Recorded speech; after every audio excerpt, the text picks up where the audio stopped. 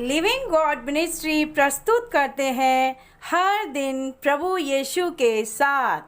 Praise the Lord, praise the Lord. परमेश्वर के यीशु मसीह के नाम में आप सबको जय मसीह की। प्रभु आप सबको बहुतायत के साथ आशीष दे।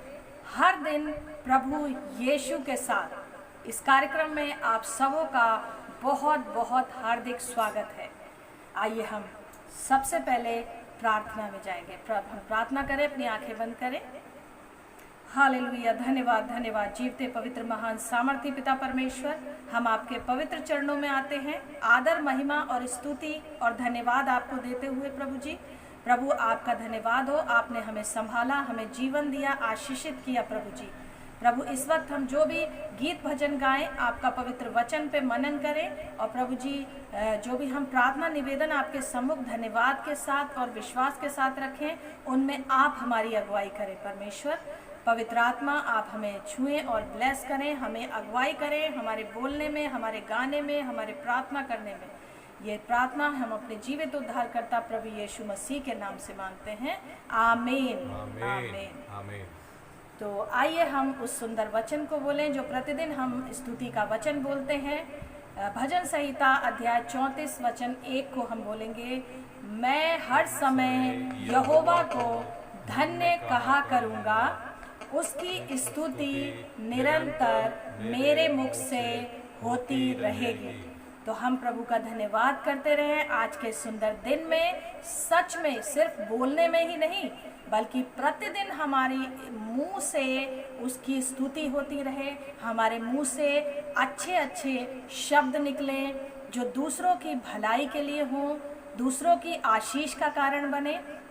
तो मेरे प्यारे भाइयों और बहनों, मेरे प्यारे बुजुर्गों, मेरे प्यारे बच्चों, और मैं आपसे ये कहती हूँ वचन के अनुसार कि आप आज के दिन में सुंदर सुंदर वचनों को अपने मुंह से निकालें, ना कि गाली गलौज करें, और ना कि परमेश्वर की आज्ञा के विरोध में जाएं, और ना कि आप बुरी बुरी बातें बोलकर दूसरों को परेशान करें या दूसरों के मन को दुखित करें। तो वचन के अनुसार चलें, अपने प्रभु को धन्य कहें और प्रतिदिन उसके नाम को ऊंचा करते रहें अपने मुंह के द्वारा। तो आइए हम प्रभु का धन्यवाद करेंगे, उसकी आराधना करेंगे एक सुंदर गीत के साथ। आइए हम गाएं इस गीत को, प्रभु की महिमा करें। आप ताली बजा सकते हैं और मेरे साथ इस गीत को गा सकते हैं। तेरी आराधना करूं, तेरी आराधना करूं, पाप क्षमा कर जीवन दे दे, दया की याचना करूं, तेरी आराधना करूं। तू ही महान सर्वशक्तिमान, तू ही है मेरे जीवन का संगीत। हृदय के तार छिड़े झनकार, तेरी आराधना है मधुर गीत। जीवन से मेरे तू महिमा पाए, एक ही कामना करूं, पाप क्षमा कर जीवन दे दे, दया की याचना करूं, तेरी आराधना करूं। सच में हमारा परमेश्वर हमारे जीवन से आज के दिन क्या प्रतिदिन हमारे जीवन से प्रभु हमारा महिमा को पाए। तो आइए उसकी महिमा हमने की है, उसके धन्यवाद हमने किया है। तो आइए अब हम आज के पवित्र वचन पर मनन करेंगे जो कि है पत्रस की पहली पत्री। नए नियम में से निकालेंगे पत्रस की पहली पत्री, उसका पहला अध्याय, उसके 13वें वचन से लेकर 16वें वचन तक हम पढ़ने जा रहे हैं। ध्यान से सुने। इसमें लिखा हुआ है, पवित्र जीवन जीने की बुलाहट। इस कारण अपनी अपनी बुद्धि की कमर बांधकर और सचेत रहकर उस अनुग्रह की पूरी आशा रखो जो यीशु मसीह के प्रकट होने के समय तुम्हें मिलने वाला है। आज्ञाकारी बालकों के समान अपनी अज्ञानता के समय की पुरानी अभिलाषाओं के सदृश ना बनो, पर जैसा तुम्हारा बुलाने वाला पवित्र है वैसे ही तुम भी अपने सारे चाल चलन में पवित्र बनो, क्योंकि लिखा है, पवित्र बनो क्योंकि मैं पवित्र हूँ। यहाँ पर पतरस जो इस पत्री के लेखक हैं, वो परमेश्वर के लोगों को, परमेश्वर के जनों को, परमेश्वर के चुने हुए लोग उन्होंने कहा है।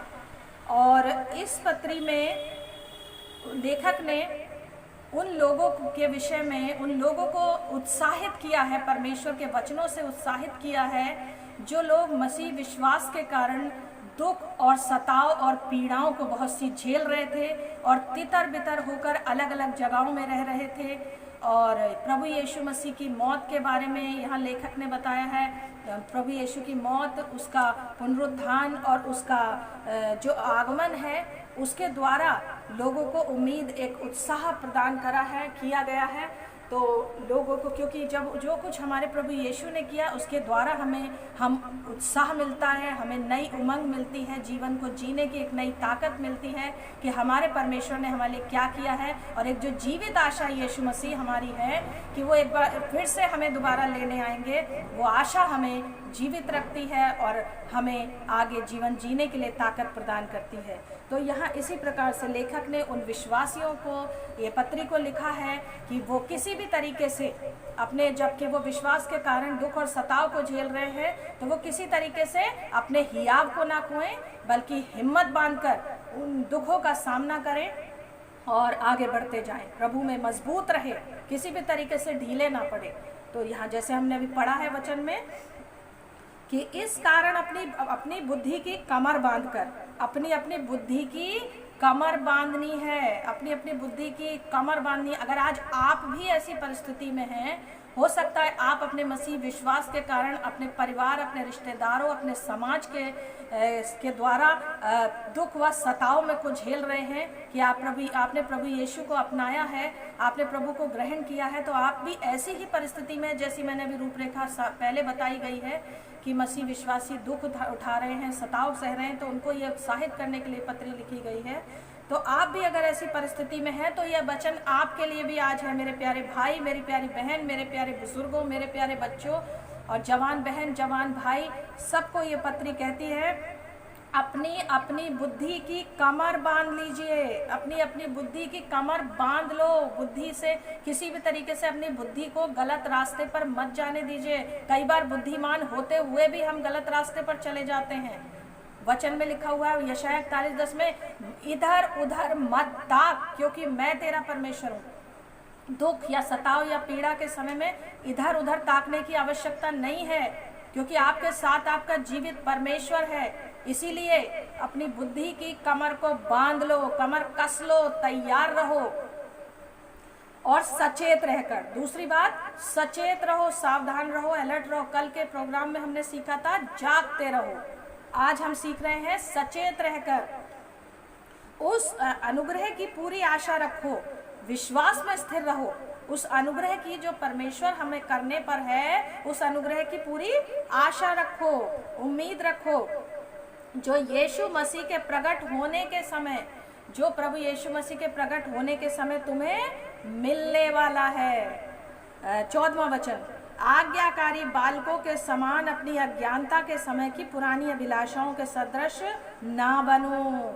आज्ञाकारी बालकों के समान बनो और अपनी पुराने जीवन की, जब हम प्रभु यीशु को नहीं जानते थे, प्रभु यीशु का ज्ञान हम तक नहीं पहुंचा था, यीशु का सुसमाचार हम तक नहीं पहुंचा था, उस समय की बातें दोबारा से आपके जीवन में ना आने पाए। पुरानी बातें बीत गई, देखो वे सब नई हो गई। अब आप नई सृष्टि बन चुके हैं, अब आप नए लोग बन चुके हैं, अब आप भिन्न लोग बन चुके हैं, अब आप संसार के नहीं हैं, अब आप परमेश्वर के लोग हैं। इन बातों पर गौर करें मेरे प्यारे भाई, मेरे प्यारी बहन। अज्ञानता का समय, जो पुराना समय था जब हम मसीह को नहीं जानते थे, उस समय की तरह आज का जीवन ना जिए। पुरानी अभिलाषाओं के सदृश नहीं बनना है। जैसे पुराने समय में करते थे, आज मसीह के विश्वास में आ गए तब भी ऐसा ही कर रहे हैं। तो यहाँ वो पत्री हमें सचेत लेखक कर रहा है इसमें 15वां वचन, पर जैसा तुम्हारा बुलाने वाला पवित्र है।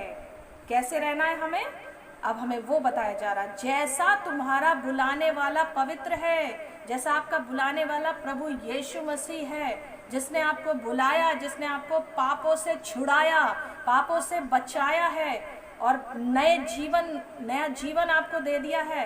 तो वो कह रहा है कि तुम्हारा बुलाने वाला पवित्र है, आपका बुलाने वाला पवित्र है, इसलिए वैसे ही तुम भी अपने सारे चाल चलन में पवित्र बनो, क्योंकि लिखा है पवित्र बनो क्योंकि मैं पवित्र हूँ। यहाँ लिखा हुआ है वचन में कि हमें भी अपने सारे चाल चलन में पवित्र बनना है। अगर आज आप अपवित्रता के मार्ग पर चल रहे हैं तो सावधान हो जाए मेरे प्यारे भाई, मेरी प्यारी बहन। अगर आप नशे से बहुत अपने जीवन को बर्बाद कर रहे हैं, व्यभिचार की लत आपके जीवन से नहीं जा रही है और भी बहुत सारे दुनियावी गलत कामों में, अपराधों में आप लिप्त हैं, तो मेरे प्यारे भाई, मेरी प्यारी बहन, मेरी आपके लिए प्रार्थना है कि आप इन चीज़ों से बाहर आएँ। और आज का वचन आपको सचेत कर रहा है कि आप अपनी पवित्रता को ना खोएं। परिस्थिति कैसी भी हो, आपका चर्च, आपका प्रार्थना भवन अभी इस समय खुला है या नहीं खुला है, लॉकडाउन के चलते, लेकिन आपको इस बात का ध्यान रखना है, परिस्थिति कैसी भी हो, समय हो, असमय हो, कैसी भी दुख की परिस्थिति हो, समस्या हो, आपको अपनी परिस्थितियों को नहीं देखना है। आपको परमेश्वर की पवित्रता में उसी रीति से बने रहना है। आप अपने जोश को कम ना होने दें कि अब हमारा चर्च नहीं खुला, हम चर्च नहीं जा पा रहे हैं या प्रार्थना में नहीं जा पा रहे हैं, तो हमारा मन निराश हो जाए। हमें नीचे नहीं, ऊपर की ओर आगे बढ़ना है, परमेश्वर के वचन में बढ़ते जाना है। और जो लोग, उन लोगों से मैं बात करना चाहती हूँ जो प्रार्थना भवन के ना खुलने से ढीले पड़ रहे हैं, निराश हो रहे हैं और किसी तरीके से फिर वापस उन्हीं पुरानी अभिलाषाओं की तरफ बढ़ रहे हैं। तो मैं आज खास आपसे बात कर रही हूँ कि आप अपने जीवन को परमेश्वर के हाथों में बनाए रखें, उसके हाथ के नीचे बने रहें, शैतान का सामना करते रहें निरंतर। परमेश्वर आपके साथ है, इन परिस्थितियों से हारे ना, प्रभु आपके साथ है। अपनी पुरानी अभिलाषाओं में फिर दोबारा वापस ना जाएं, वो काम दोबारा फिर से करने शुरू ना कर दें जो आप पुराने जीवन में करते थे। अपने जीवन को इस समय भी पवित्र बनाकर रखें, हमें हमेशा उसको बनाए रखना पड़ेगा निरंतर। जब तक हमारा प्रभु यीशु मसीह हमें लेने के लिए नहीं आ जाता, हमें निरंतर उसको बनाए रखना होगा, अपनी पवित्रता को। तो अपनी पवित्रता में बने रहें, क्योंकि हमारा बुलाने वाला क्या है, पवित्र है। और बिना पवित्रता के हम परमेश्वर को नहीं देख सकते, बिना पवित्रता से हम परमेश्वर को नहीं मिल सकते, बिना पवित्रता के हम परमेश्वर को नहीं खोज सकते। पवित्रता एक ऐसी सीढ़ी है जिसके द्वारा हम परमेश्वर के पास पहुंच सकते हैं। वचन कई बार इस बात को बोलता है, पवित्र बनो, पवित्र बनो, पवित्र बनो। वो क्यों कहता है? वो इसीलिए कहता है क्योंकि बहुत ज़रूरी है, बिना पवित्रता के हम परमेश्वर से मेल नहीं कर सकते। तो मेरे प्यारे भाई बहनों, आप पवित्रता में अपनी बने रहें, अपनी पवित्रता को ना खोएं। और क्योंकि लिखा है पवित्र बनो क्योंकि मैं पवित्र हूँ। प्रभु कहता है कि मैं पवित्र हूँ, इसलिए मेरे बच्चे यानी मेरी संतान, यीशु ने आपको अपनी संतान होने का हक दिया है। तो आप जब उसकी संतान है, जब हमारा पिता पवित्र है तो हम उसके बच्चे भी पवित्र बने। तो इसी वचन के साथ परमेश्वर आप सबको बहुतायत के साथ आशीष और बरकतों से भरे। और इस वचनों को सिर्फ सुने ही ना, बल्कि वचनों पर मनन करते रहें और दिन भर ध्यान करा करें। जो वचन आप प्रतिदिन सुनते हैं उन पे दिन भर ध्यान करें और उनके अनुसार अपने जीवन को चलाने की कोशिश करते रहें। जो आपसे नहीं होता, अगर कोई बुरी आदत आपसे नहीं छूटती है, आप कमेंट करके हमें बता सकते हैं, प्रार्थनाओं के निवेदन हमें दे सकते हैं और हम आपको लिए प्रार्थना करेंगे। और आप भी अपने लिए प्रार्थना करें और पूरी कोशिश करें कि हम प्रभु की आज्ञाकारिता में चलें और पवित्रता में चलें और पवित्रता में चलते रहें और बने रहें। आइए हम आपके लिए प्रार्थना करेंगे। आज विशेष प्रार्थनाएं हम आपके लिए करेंगे। अपनी आंखों को बंद करें, अपने हाथों को जोड़ें। आइए हम प्रभु के पास चलें। हालेलुया, धन्यवाद जीवते पवित्र महान सामर्थी अनुग्रहकारी पिता परमेश्वर प्रभु यीशु मसीह, आज का दिन जो यहोवा आपने बनाया है, हम इसमें मगन और आनंदित होते हुए आपके चरणों में आए हैं खुदावंद यीशु राजा, कि आपने हमें संभाला है और हमें अपनी बरकतों से मामूर और भरपूर किया है खुदावंद यीशु राजा। प्रभु इस वक्त मैं प्रार्थना करती हूँ अपने इन अजीज़ों के लिए, इस प्रिय कलीसिया के लिए, सभी तेरे बच्चों के लिए, तेरे दास दासियों के लिए विशेष प्रार्थना करती हूँ, तेरे विश्वासी भाई बहनों के लिए विशेष प्रार्थना करती हूँ, और जितने भी लोग इस कार्यक्रम को प्रतिदिन देख रहे हैं और देखते हैं और आगे भी देखेंगे, उन सबको मैं परमेश्वर आपकी आशीष कहती हूँ कि उनको सबको परमेश्वर आपकी बहुतायत की आशीष मिले। और विशेष मैं चाहती हूँ कि प्रभु इनके जीवन बदलें, मन फिराएं और प्रभु तेरी ओर लौट आएं और तेरी संतान बन जाएं। प्रभु तेरी आज्ञाकारिता में चलें, तेरे वचन पे चलें और प्रभु तेरा भय माने, ताकि तू इनसे प्रसन्न हो। प्रभु इनका जीवन तुझे प्रसन्न करने वाला हो सके मेरे परमेश्वर। और मैं प्रार्थना करती हूँ इनके जीवन का हर दुख जो इस समय इनके मन में है, जो मन में इनके प्रार्थना निवेदन इस समय चल रहे हैं परमेश्वर, मैं प्रार्थना करती हूँ इनके मन का हर प्रार्थना निवेदन जो प्रभु है वो तू जानता है मेरे परमेश्वर। तू इनके हर दुख, हर बीमारी, हर क्लेश, हर कष्ट, हर परेशानी, हर लड़ाई झगड़ों को जो इनके घरों में होते हैं पिता परमेश्वर, उन सब बातों को, इनकी कमजोरियों को, इनकी दुर्बलताओं को, इनकी बीमारियों को, इनकी दुष्ट आत्माओं के लिए मैं प्रार्थना करती हूँ यीशु मसीह नासरी के नाम से इनके जीवन से वो सारी बुरी बातें निकल के बाहर हो जाएं। और प्रभु तेरी शांति इनके घरों में बनी रहे, इनके जीवनों में बनी रहे, इनके परिवारों में, इनके शरीरों में बनी रहे। ये अगर बेचैन है किसी रीति से तो इनकी बेचैनी में तू इनको प्रभु जी संभाल ले प्रभु, और इनके दिल को सुकून से भर, इनके दिल को शांति से भर मेरे परमेश्वर। तूने कहा है मैं तुम्हें अपनी शांति दिए जाता हूँ, वो शांति नहीं देता जिसे संसार देता है। तुम्हारा जी घबराए नहीं, तुम्हारा मन व्याकुल ना हो। परमेश्वर आप ऐसी शांति देते हैं जो समझ से परे है।